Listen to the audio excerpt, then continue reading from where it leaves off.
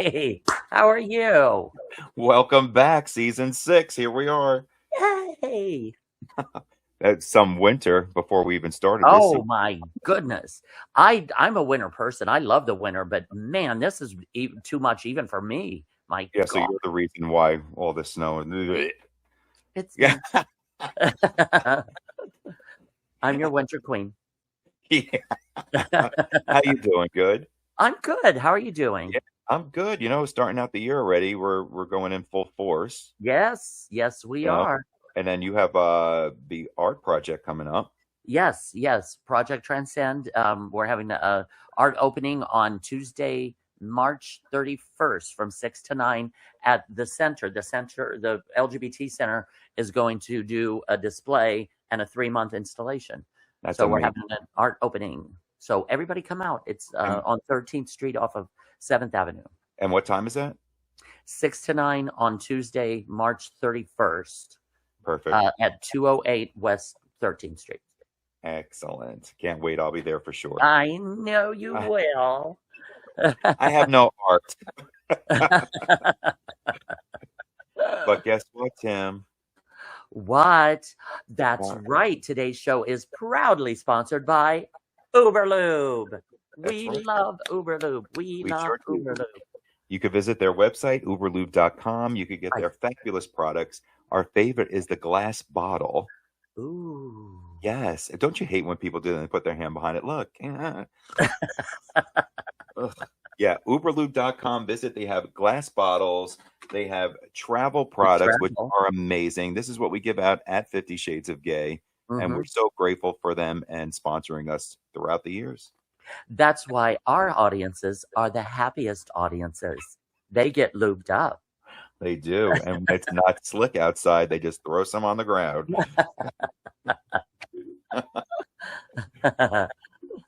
So, Tim, if anybody Yes. has any questions for us, Hmm. advice, dilemmas, they could send their questions to ikeavellievents@hotmail.com, or they can visit us on our Facebook page at Loose Lips the Podcast. Oh, and don't forget to subscribe to our YouTube channel at Loose Lips the Podcast because Yes. we look even better when you can see us.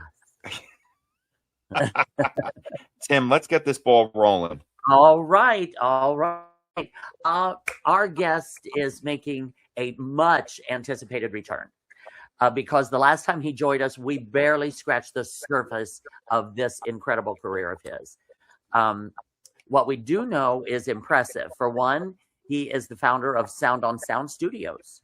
Yes, and a Grammy Award-winning producer and Mhm. engineer whose work appears on records totaling more than 100 million copies. Wow.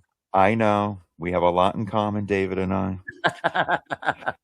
His resume reads as a who's who of A-list musicians and iconic performers. Please welcome the wonderful David Amlen. Yay. Hello. How How's are you everybody doing? Good.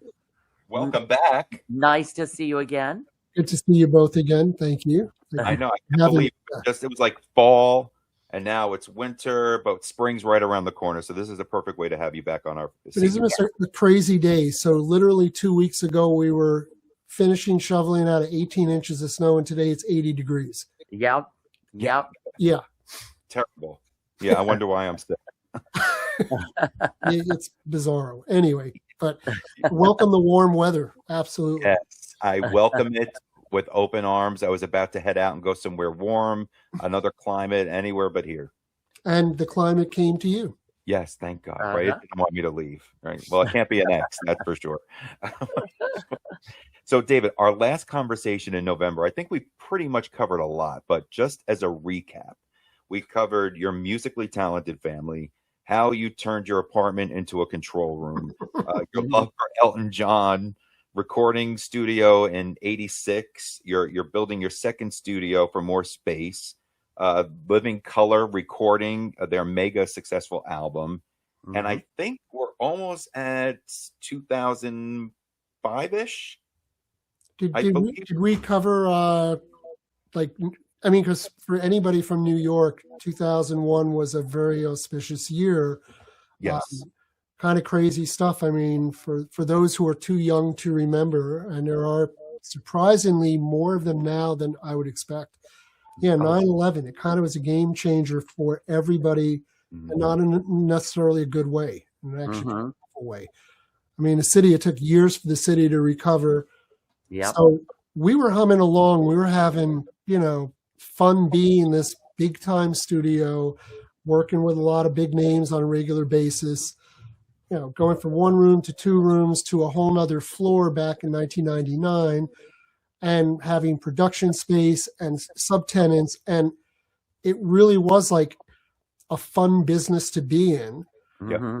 And things changed. I mean, after 9/11, the whole city. So it's not just poor studios, because it was everywhere. Got really badly affected. In 2002, we sort of, let's say, just got through to the end of 2001, sort of went, wow, we got through. Things look good for 2002, and they actually were. I mean, business kind of picked up a bit from 2001, which kind of makes sense since we sort of lost like 2.5 months that year, effectively. But what the weird thing is that we didn't see what was coming after that, which was like a cliff. Like everyone I know, huge cliff, 40-50% drop in 2003. Wow. And what I found out after the fact was that all the people that had been regulars, they felt this obligation, not a want, but an obligation to support New York. And then they were like, we are getting the fuck out of here. And it took years for people to start to come back, 2 or 3 years. So we watched 40 plus 50% drop in revenue. Expenses, not so much. Yeah. Right. Maybe 10%, maybe 15 if I was lucky. So I got hammered. My business got hammered. My competitors' businesses got hammered, and was a real thinning out of the herd. And now that was like 2003, you were saying? Well, it was really kind of by the end of 2003. Most of us, we were like broke and heavily in debt. Wow. And not figuring out how we were going to get out of it. Right. How did you recover from something like that? Well, so in 2004, things were kind of a tiny bit better than 2003, but expenses were still like, I'm in Midtown Manhattan. I've got 14,000 square feet of space. I have a very hostile landlord who they're known for having also been the people who bought all the shops in Coney Island and kicked all the vendors out of there. Wow. Not my favorite people. Yeah. They can remain unnamed, but they know who they are. Yeah. And we were behind. We were like underwater, and I proactively took a meeting with them to try to work things out, to say, look, I've been here since 1986. It's like, 16, 17 years at that point. I'm not going anywhere, but I need you to look at the arrears and just go, we're freezing it. We're not, we know he's going to make good on it. Worst case, they had money from me in the bank as a deposit. I just said, roll it to the end, move it to the back half of our lease, and we'll make good on it. And I have a client who, one of these hip hop moguls, once again, I will protect him, but he fucked me big time. He ran up like a 6-figure tab and just very elusive about not wanting to pay. And finally, one day, now I'm like at this point where the landlord is like, we're getting him out because he's got a ground floor, he's got a second floor. We can get a restaurant in tomorrow. Big time, real estate. Yeah, we'll get a restaurant tomorrow. Because again, if they have a motivation to get you out and you're behind in rent and you're in a weakened position, not a good spot to be in. Yeah. Do you also feel, David, too, because the music business was probably shifting too? Because I think 2001, 2002 was the biggest year in sales that the RIAA had ever recorded. Right. I forget if it was $14, $15 million. And it just kept dropping after that. Less recorded music being sold. Downloads, because streaming wasn't really a thing then, but downloads sort of taking over and you download it, you share it with 4 of your friends, they share it with 4 of their friends, and boom, suddenly nobody's buying singles. Right. The whole thing of the industry kind of post the mid 80s with all these super successful albums like Thriller, Born in the USA. These are albums where every song pretty much is a hit on the radio, top 10. So that's the new expectation. Labels are like albums. Yeah. Like I describe it as it was an album infrastructure and people were moving back to the singles infrastructure, and it doesn't work. No. There's like a big difference in cost and return. And, I sound like a business guy, and trust me, this is like a part of me I've had to become. I much prefer the creative stuff. Whether it's sitting behind a console or picking up an instrument and playing, I much prefer that. But I've had to, by necessity, become very well versed in this stuff. Yeah. And so how did I get out of it? Not the way I would recommend anybody else to do it, but I was forced with being kicked out of my space unless I came up with $100,000 within 3 days. So I consulted with a bankruptcy attorney and put the company into a Chapter 11, which just the nitty gritty of it, there's 2 types of bankruptcies. There's one where you are done forever and you liquidate, no chance of coming back. And then there's the other one, which for businesses is called an 11, where we can't meet our obligations today, but we're going to meet them tomorrow. Right. And you see, like, I think Neiman and their parent company just went through this. This is very common in American business. And actually it happens more than it should. But landlord forced my hand. So it froze them, and they were unable to evict me, and unable to collect on my back rent. And because you were protected through the Chapter 11, through the courts, no one could come after me. But for the business, completely destroys your credit rating. I mean, my credit rating at the time was, I wanted one of these boards. $500,000. The bank was like, when do you need the money? Wow. That was the kind of credit I had. Yeah. When do you need the money? Is 48 hours soon enough? I was like, yeah, that'll work. I mean, that was the kind of credit I had built up. And I was carrying crazy amount of debt. I had 24 people on my staff that were full-time, myself included. So it was not an insignificant endeavor to run a business like that. Yeah. So it was definitely like not the kind of thing somebody aspires to have a company that goes into Chapter 11. Now, really, just for clarification, Chapter 13, that's if you filed Chapter 13, you would have to get out of the industry completely. Is that correct? No. In business, Chapter 7 would be like we folded it. There's difference between personal and business. 13 is a personal, 11 is a business. Okay, I see.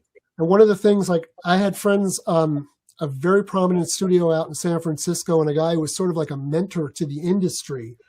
He expanded, and he had a couple clients very heavy in the ad business in San Francisco. And one of them, like major one, 30% of his business fell through. And within 2 years, he was like had to do a reorganization as well. But the downside is that he was tied to everything himself in ways where he also had to file a personal chapter reorganization. And so his credit was screwed for years. Now, the postscript is this guy found another business to supplement, and he made a mint, and he's okay. He's a really smart guy, but it was kind of shitty for him for a while, and we were friends. And I remember talking to him about this. And I said, will not happen to me. And I was able to, thankfully, separate my business's woes from my personal woes. At least back then I was. So, and that was like a real saving grace. So that got you through post 9/11. This actually happened in 2004. It happened in the summer of 2004. Right. But I would say that was an accumulation of all of that, the after post 9/11. It was. And it's really funny. And here's like an interesting thing, like pre 2000, before the .com implosion, landlords in New York were like, hey, you want to rent space? Sign here as an officer. They didn't care if you had 2 nickels to your name. They were like, sign here as an officer. We'll give you commercial space. And all these startups were like, okay. And they took tons of space. And all of a sudden, nada. And no recourse. So the lease that I was under at the time, and here's timing is everything, right? Yep. My lease was due, my original lease was due to run out in October or November of 2001. So in the summer, I had renewed my lease for terms that were incredibly favorable for my landlord in retrospect. And nobody had a crystal ball to know what was going to happen. Right. So, because in New York real estate and commercial, when it's commercial, there's no like stabilization or anything. They can triple your rent if they want to. I mean, there's always, like, having grown up in New York on the Upper West Side, there was always this restaurant right across the street from Lincoln Center. I forget if it's 68th and like Fiorillo's over there. And it's always changing. Every 3 years, there was a different restaurant in there. And it's because the landlord looked at it and went, oh, you're successful. You were paying 30, now you're paying 70. And they were just like, we can't do it. And they were like, well, somebody else will. And there always was somebody who did. So the greed. It's really kind of disgusting. Yeah, it is. It is kind of disgusting. It's still there. Oh, big time. Yes. Yeah, and now we get to see it on a national political level. International. International. Yeah. So so that was like a really trying time. So I go through this.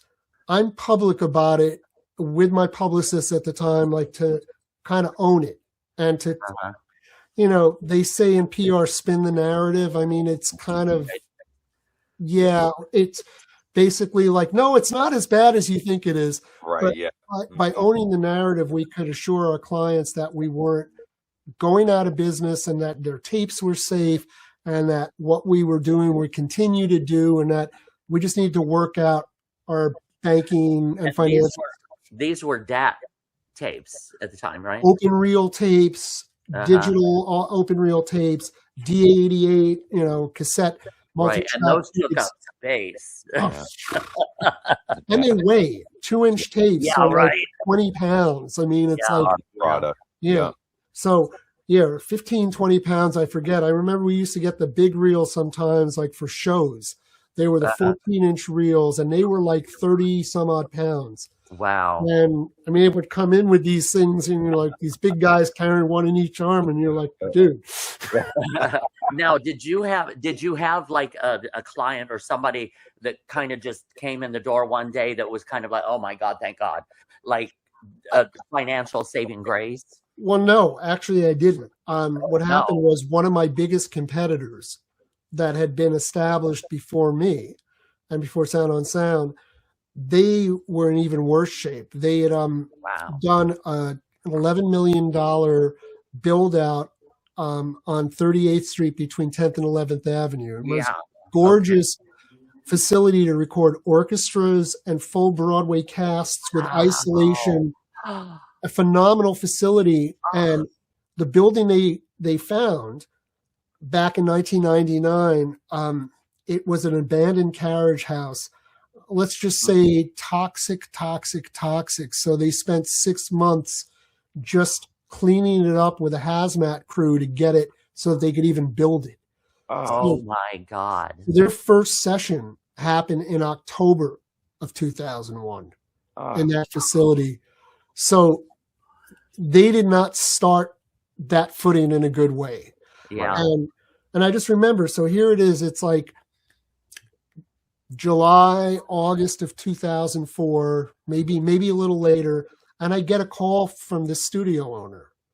And this guy, Simon Andrews, he owned Right Track Recording. Mm-hmm. And they were one of the major players in town. Like,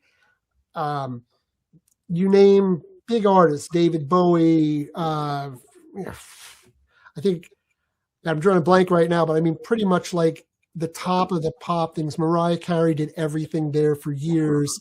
So did Bowie. So did Sting.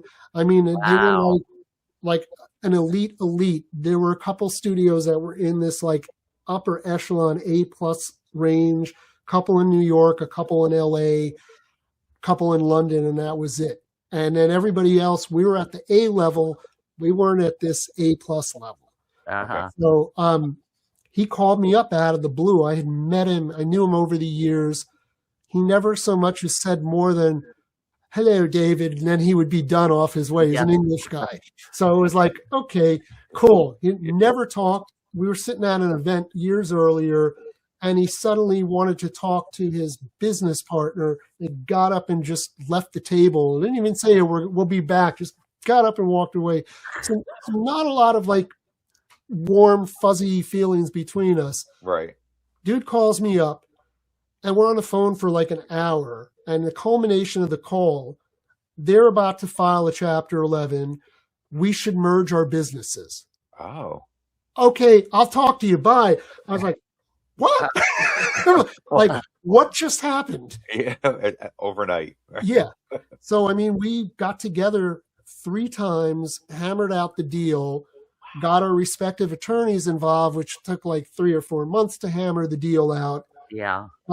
The funny thing is he never told his employees anything about this. They had no idea. And one of my employees happened to have a girlfriend working as a paralegal at one of the law firms handling our stuff, and tells him, "Hey, did you know that Sound on Sound is going to be, merging with Right Track?" Wow. And he was like, "No, I didn't." And suddenly, like, I have to have an emergency meeting with my staff to tell them what's going on before we had planned to talk about it. So it was just kind of an interesting how things happen. And that was before TMZ. Yeah. That's a merger. But so the interesting thing is, so like he had taken on $11 million worth of debt. He had, 3-4 studios that were nicely equipped and some production rooms, and maybe at the end of the day, $1.5 million of assets. Yeah. I had like $1.2 million in debt, and I also had about $1.5 million in assets. Okay. So we were coming into it with the same assets, but this way in terms of what our obligations were. So the lawyers thankfully structured it so that none of his debt was my responsibility and none of mine was his. Good. So we basically became co-tenants and merged. And one of my requirements was none of my staff got fired. None of his staff got fired. Good. We would find a place for 44 people, and we did. That's a great story. Yeah, and we ran it for like 3 years that way.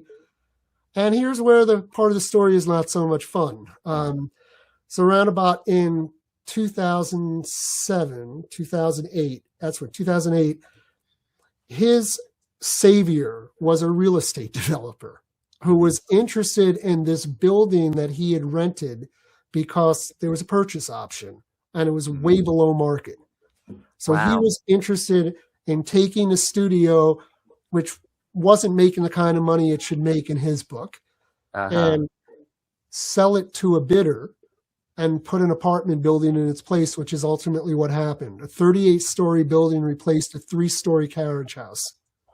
Wow. Yeah. So, I mean, it did not end well. We were in litigation for a year. There were things that happened that I wish hadn't happened. I had to protect myself. I got accused of embezzling, which was actually the terms of our contract specified that this merged entity was paying me for the use of my equipment, which had never happened. So I didn't embezzle anything that I wasn't owed. I just made sure I got it before they totally fucked me, which is what ended up happening.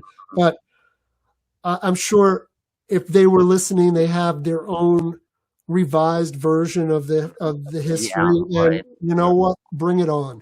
Yeah, exactly. So was this about the time that the industry itself was changing over to a lot of online, like where you could do a CD on your laptop? And Yes and no. I mean, what we had seen during this whole thing, during the 3 years we were a happy family, but not Yeah. really. And Three years out of it. and the year that I was basically banned from premises and trying to figure out who I was, what my identity was, Yeah. what I was going to do moving forward, which I did get a full-time job at CBS Television. I was doing post-production on all their major shows and part of a team that would prep things for international distribution and QC it. I learned a shitload about television, audio, and film and all that stuff, which has helped me to this day. Not that I would say, oh, this was all planned and it's, but I kind of made it work. I mean, I didn't really have a choice. Yeah. And at the end of the day, a huge amount of money spent by both of us, high six figures between the two of us to fight each other in court. Oh. They had an incredible firm. They had Proskauer Rose, which is one of the top law firms in the country. And when I was being deposed by their lead lawyer, if I didn't know me, I would be like, damn, he's got a case there. Yeah, I was so good in front of the judge. Yeah. I was like, wow. Yeah. But me, I mean, I blew through a couple $100,000. They blew through 3 times what I did. Oh. And like that, the end of the day, the settlement was I got what was left of the building. They vacated the huge, gorgeous scoring stage. The building became a 38-story apartment building. It's on 38th between 10th and 11th. Right. Half a block from the Javits Center. Yeah, I know the building. Henry. Yeah. Yeah. It's a nice looking building. It's actually really funny. Had a restaurant on the ground floor called Legacy Studios Restaurant, named after the studio we had, Legacy. Oh, and I went in there one day with my wife and we're walking around because we're in the area. And I was like, wow, there used to be a studio here. He goes, yeah, there was. Yeah. I said, well, I was one of the owners. I know it very well.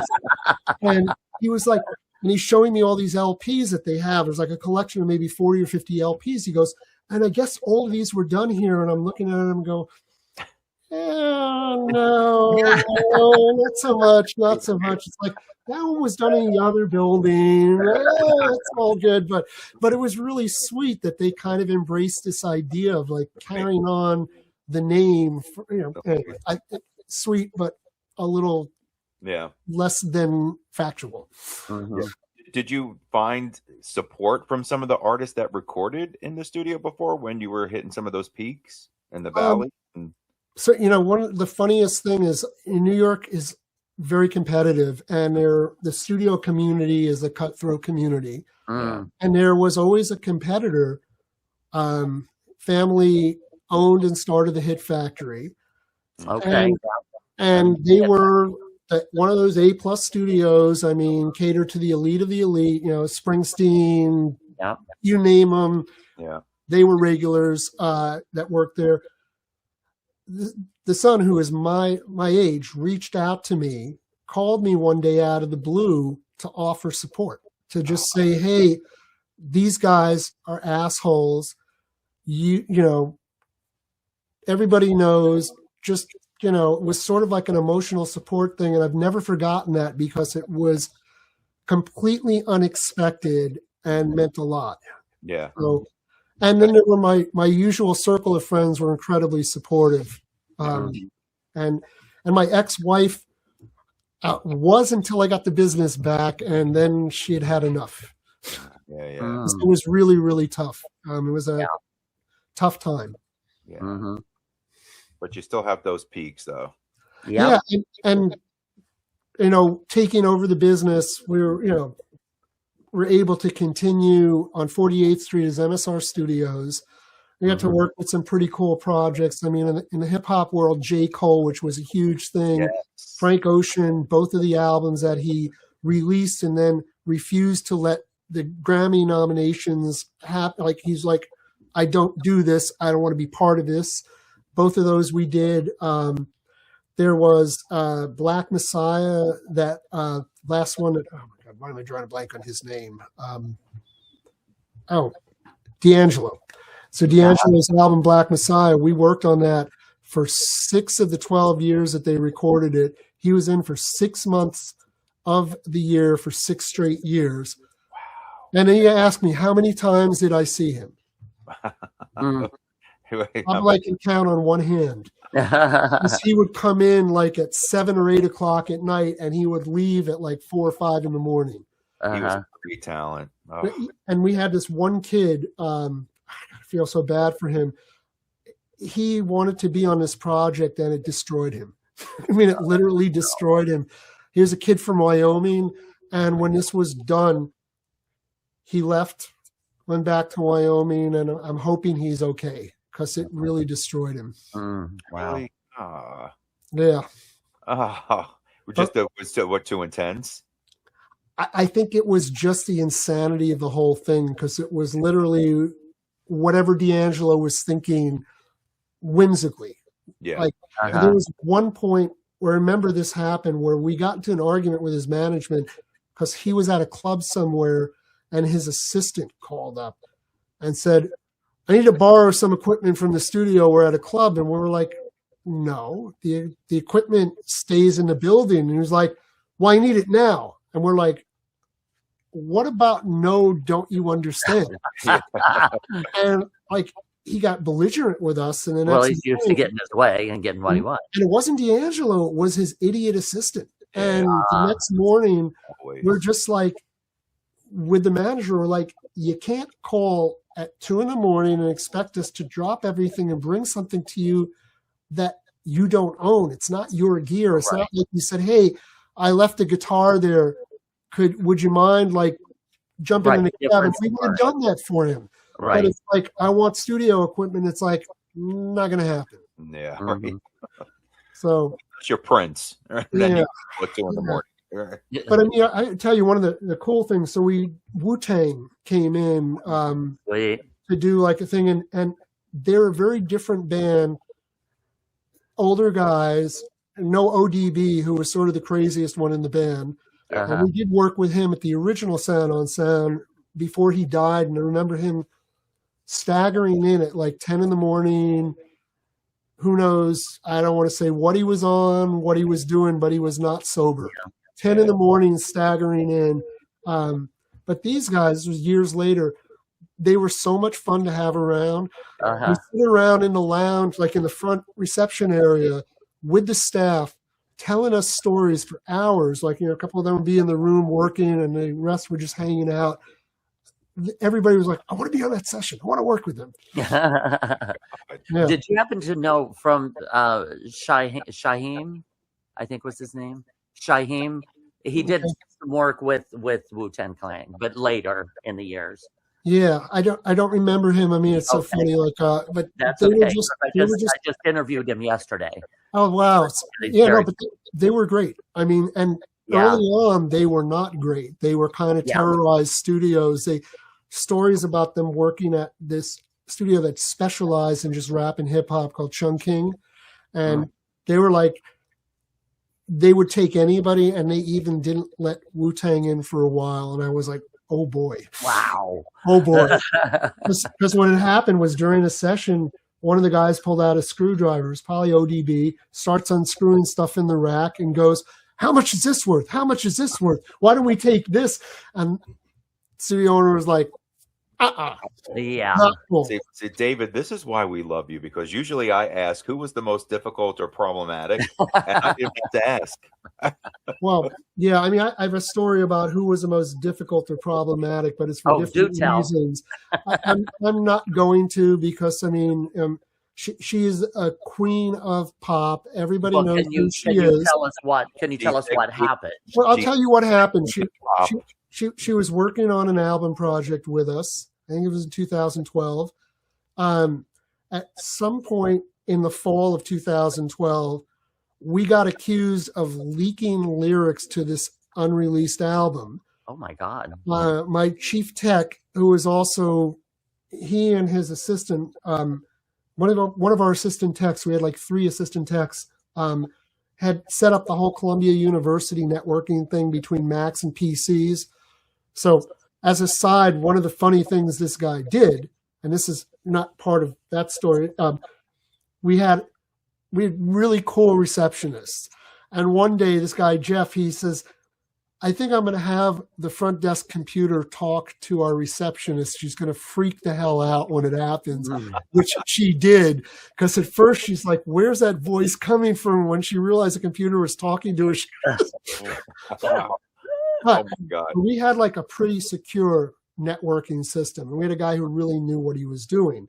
And they accused us of this. So we had to suspend everybody's email and basically tell them, like, you are employees of ours. That is not your personal email account. We're going to go through it. And if there's anything in there where you release this stuff, you're going to basically be in a lot of deep shit, legally, financially, as well as you're not going to have a job.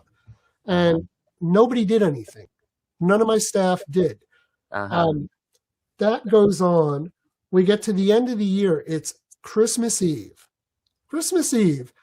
And we get a frantic call, and my chief tech goes scrambling down to the studio from his place in Brooklyn.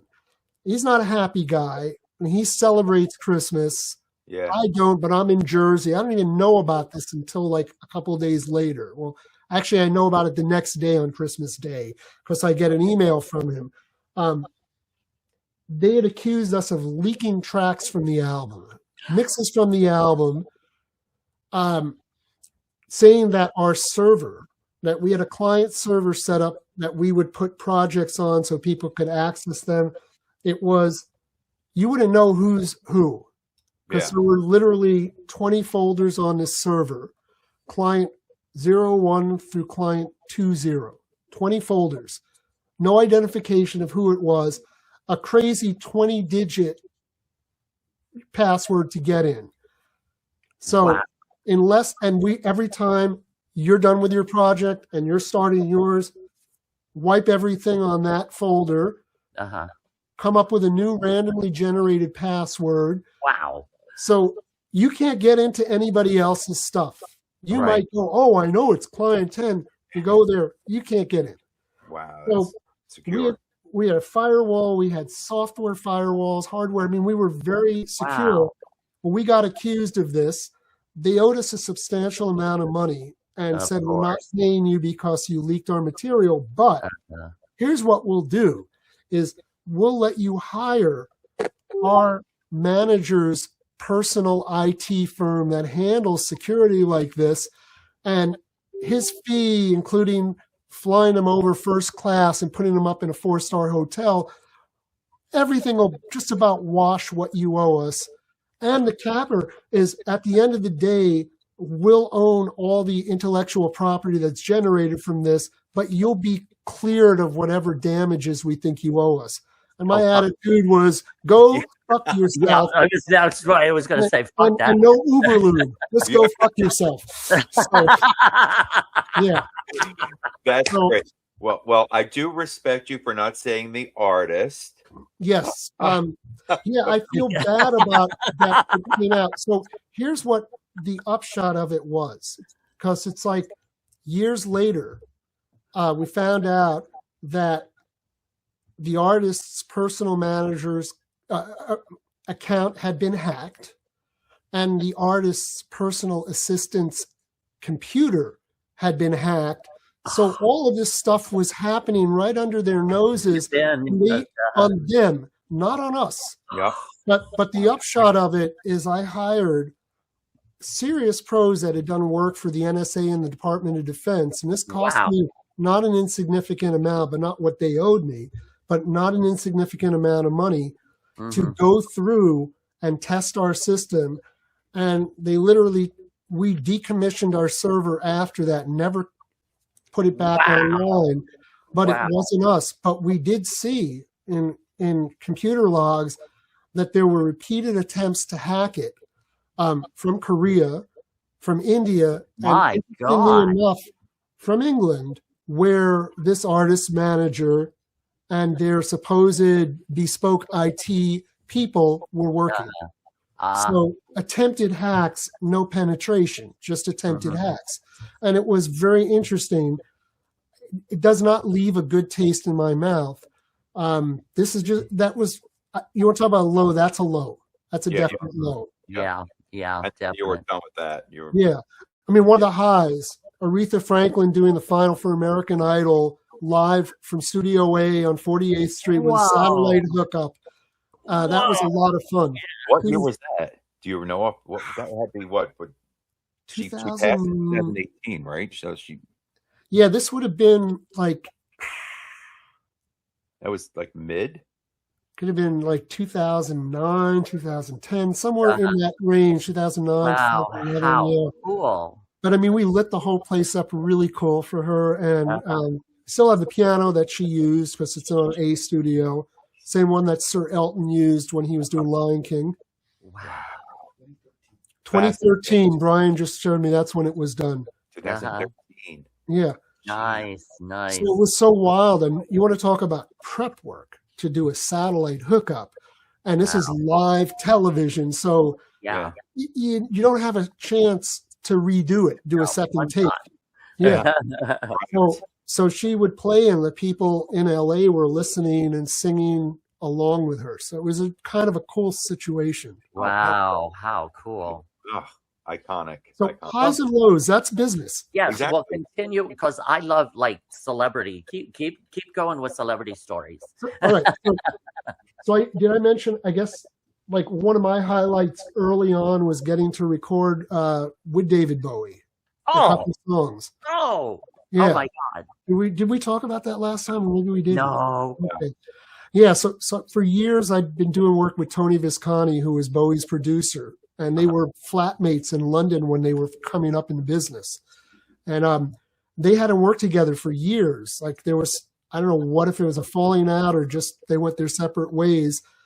Because then Bowie kind of went in a different direction and did that album Let's Dance, and he did a bunch of stuff with I forget the name of the band, but it was with Soupy Sales Kids and a guitar player named Reeves Gabrel and Tin Machine. That was his band.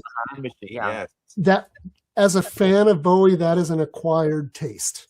Yeah, I will just say it's not mainstream Bowie at all.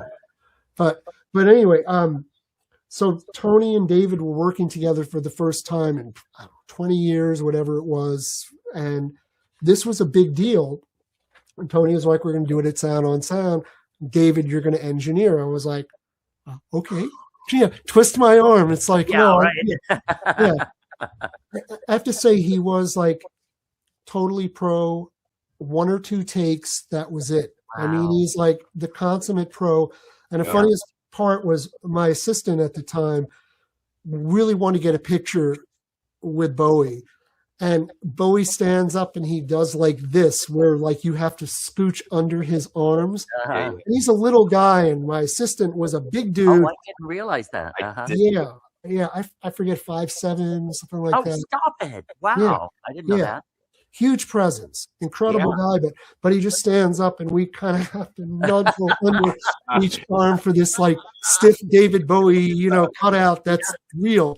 And those pictures have surfaced over the years. I mean, I saw it on Facebook a number of years ago before. Yeah, and that was a thrill. That's kind of a nice highlight. Wow, that's amazing. Another high you must talk about is your Grammy Award. Oh yeah. That was what, 2024? Yes. So that was Nicole Zaritis, who is a really talented singer. And she's won an Ella Fitzgerald Award that Christian McBride was one of the judges for. So Christian, he lives in town. We've known each other since he started doing big projects. It has to be in like the mid-90s. He would come in to Sound on Sound and do stuff. We did a lot of jazz recordings in that decade. And Christian was a regular once he got established. I mean, he's incredible talent. Yeah. And so, Christian was exec produced. He was like, let's do it in Montclair. He had just previously done his Grammy-winning album with a big band with late Joey DeFrancesco, and that's a great sounding album. So Christian was like, let's do it. And he was like, David, you're going to engineer it.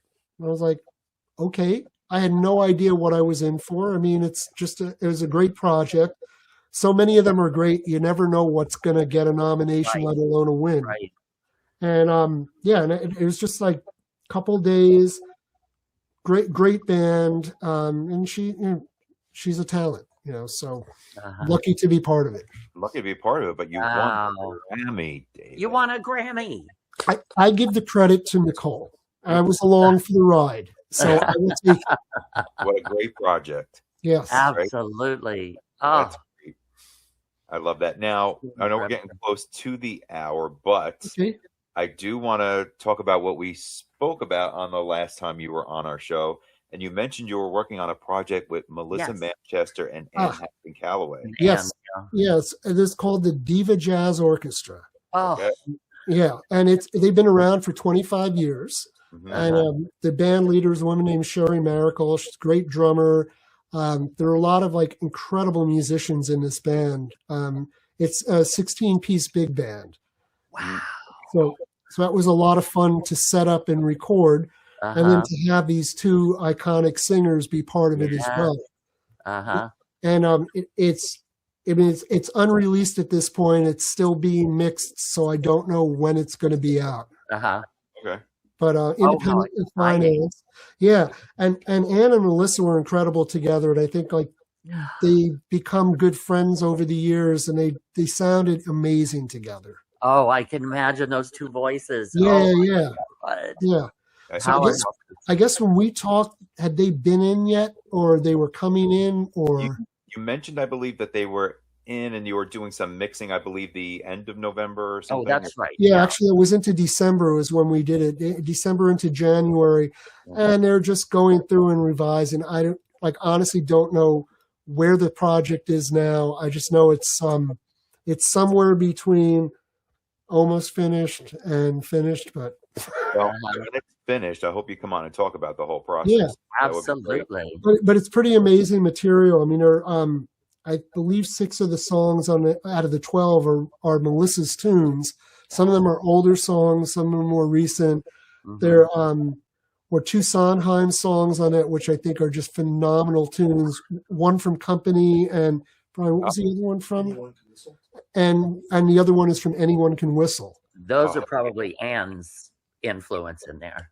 Well, Melissa sang one called Being There, and Anne sang the other. Oh, God. It's like, yeah.